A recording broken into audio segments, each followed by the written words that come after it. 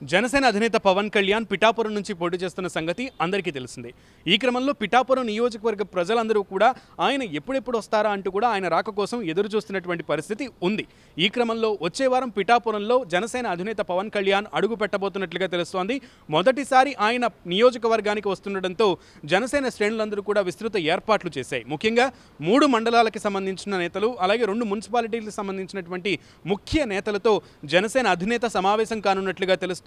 వాళ్ళందరికీ కూడా దిశానిర్దేశం చేయబోతున్నారు. పిఠాపురం ఒక పిఠాపురం నియోజకవర్గమే కాదు, ఆ జిల్లాలో ఉన్నటువంటి మిగతా అన్ని నియోజకవర్గాల్లో కూడా జనసేన, టీడీపీ, బీజేపీ ఉమ్మడి నాయకులందరినీ కూడా కలవబోతున్నారు.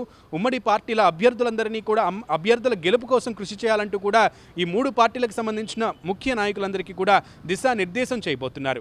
మరి పిఠాపురం నియోజకవర్గం పవన్ కళ్యాణ్కి ఎలా స్వాగతం పలకబోతోంది, అలాగే పిఠాపురం నియోజకవర్గ ప్రజల కోసం పవన్ కళ్యాణ్ ఎటువంటి స్ట్రాటజీని అమలు చేయబోతున్నారు, అభివృద్ధి పరంగా ఎటువంటి ప్లాన్ని వాళ్ళకి అందించబోతున్నారు, ప్రజలకు ఎటువంటి వరాలు కురిపించబోతున్నారు అనేది ఇప్పుడు సస్పెన్స్గా మారింది.